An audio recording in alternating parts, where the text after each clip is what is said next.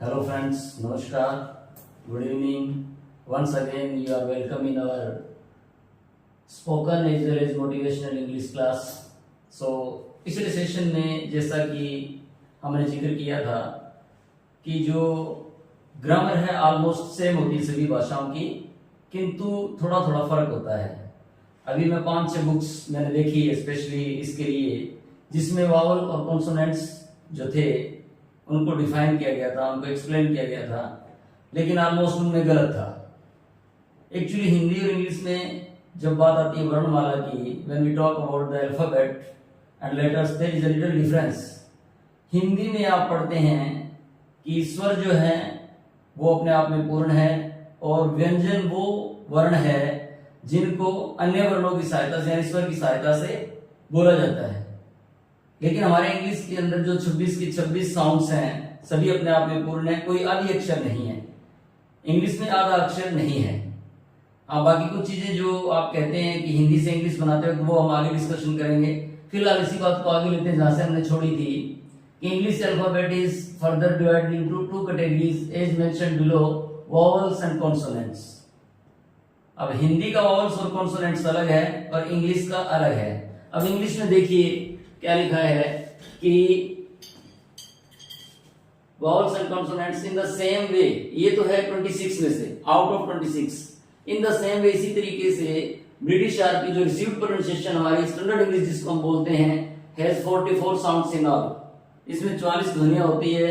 They are also divided into, these are also divided into 2 categories as below. उनको भी फिर 44 sounds को भी 2 भागों में बांटा जाता है। तो उसके अकॉर्डिंग वॉवल क्या है इंग्लिश भाषा के अंदर, व्हाट इज वॉवल, गौर कीजिएगा। Vowel sounds are those sounds in the production of which the air coming from lungs passes through the mouth freely and continuously without any audible friction. Means overall we can say that vowels are pronounced without friction. When we pronounce the sounds without any audible friction, air directly comes out of our lungs and freely passes through our mouth, just like oo, a, e, o, all these things. All these letters are as per the sound when there is no friction are vowels, and those letters pronounced with audible friction are consonants. जो कि हिंदी में ऐसा नहीं है। हिंदी में है कि वो स्वर की सहायता से बोले जाते हैं और वो उसके बिना नहीं बोले जा सकते। हमारी बात मेनली इंग्लिश की है। अब हमने कई बातें, एक तरफ कोने में मैंने लिख रखा है learn, unlearn and relearn.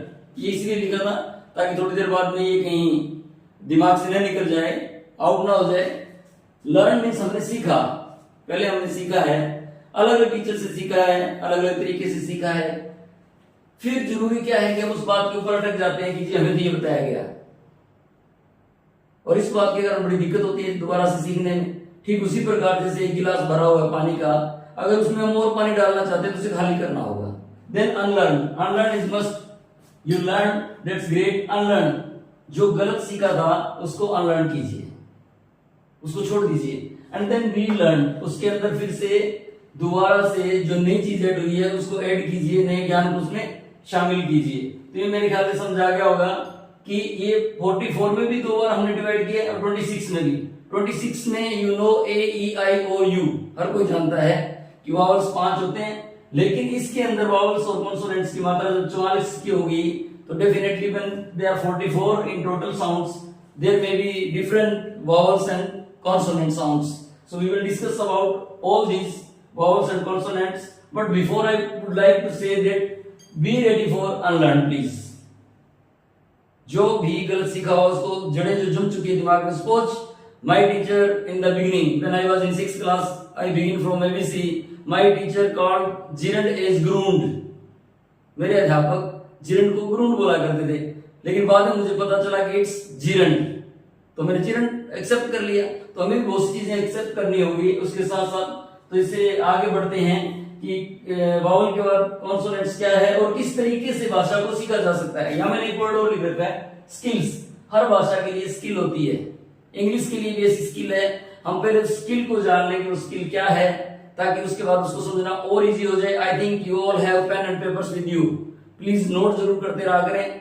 So friends, always be ready with your pen and paper, ताकि आप नोट कर सके। कई फ्रेंड्स ये कहते हैं कि सर ये क्लियर नहीं दिखता, इसको आप जूम कर सकते हैं।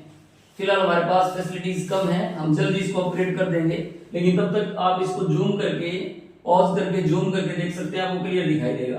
सो we were talking about vowels and consonants. So we discussed vowel. Vowel क्या है? जिसमें ऑडिबल फ्रिक्शन नहीं है। अब बात करते हैं कि जो ब्रिटिश आरबी के पास हमारे पास टोटल वॉवल्स हैं, वॉवल्स 20 हैं।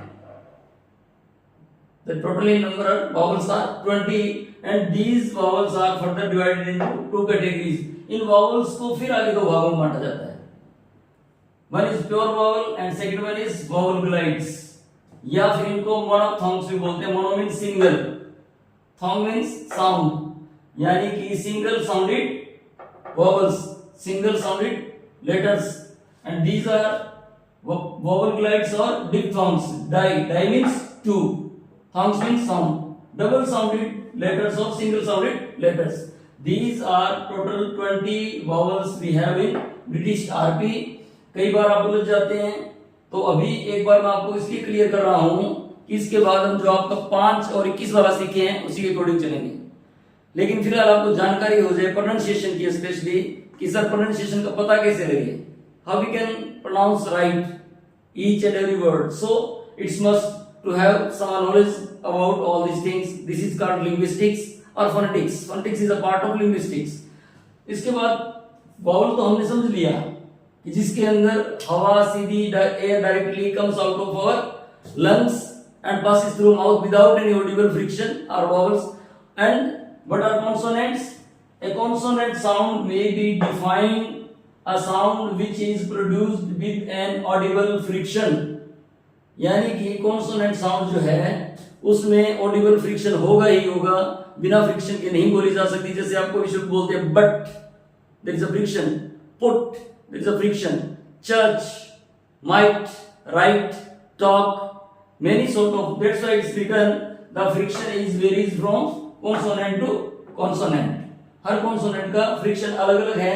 आगे इसको डिटेल में जाने से पहले, इससे पहले कि हम ये सारी चीजें लिंग्विस्टिक की डिटेल में जाएं, मैं आपको बता दूं कि बिल्कुल बिगिनिंग से मैंने कहा था, beginning means ABC of English.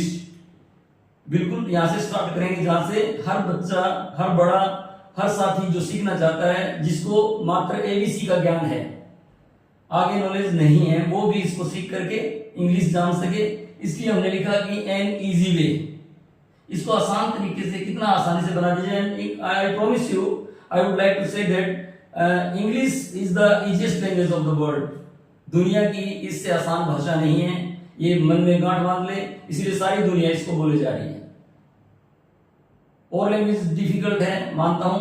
अब इसके अंदर क्या है, कुछ लोगों ने धारणाएं बना ली कि ये अंग्रेजी विदेशों की भाषा है। कुछ मेरे जैसे टीचर्स जिन्होंने पूरा पढ़ा नहीं, पढ़ा तो गढ़ा नहीं, गढ़ा तो उसको फिर आगे डिलीवर नहीं कर पाए, वो कारण भी है। लेकिन मैं आपके सामने एक एक चीज, अगर आपको कोई प्रश्न उठता है तो उसको भी आप डाला करें। धीरे धीरे हर चीज आप सीख जाएंगे।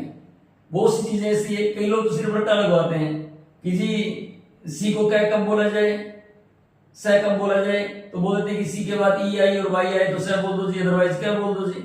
अच्छा जी, टू के बाद हमेशा फर्स्ट फॉर्म आएगी जी। इस तरह से जो रट्टाफिकेशन है, जो जिसको क्रैमिंग बोलते हैं, cramming, don't cram, learn each and everything. Learning is important, not cramming.